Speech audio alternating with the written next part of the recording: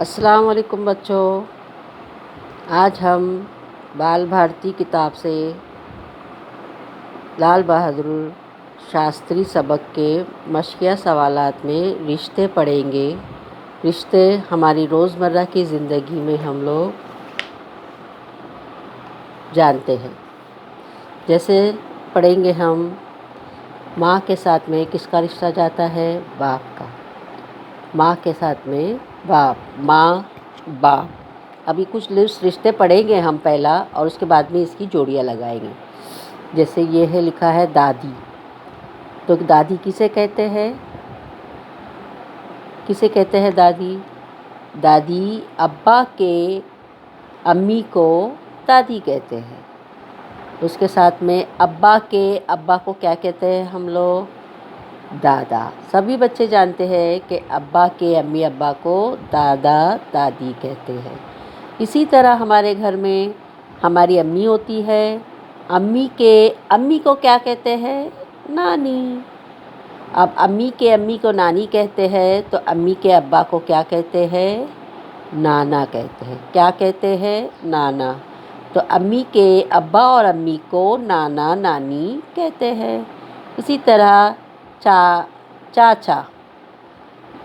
चाचा अब्बा के भाई को क्या कहते हैं? चाचा। और चाचा की बीवी को हम क्या कहते हैं? चाची। तो चाचा और चाची दोनों की जोड़ी है। अब उसी तरह अब्बा के भाई को कहते हैं चाचा, और भाई की बीवी को कहते हैं चाची। उसी तरह अब्बा की बहन को कहते हैं फूफी, और फूफी के शौहर को क्या कहते हैं? फूफा। तो अब ये पढ़ा हमने। इसी तरह इसमें नहीं लिखा हुआ है, फिर भी मिस पढ़ा रहे हैं आपको।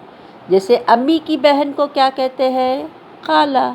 खाला के शौहर को क्या कहेंगे आप? खालू। खाला, खालू। अम्मी के भाई को क्या कहते हैं? मामू। मामू की बीवी को क्या कहेंगे? मुमानी। तो मामू, मुमानी।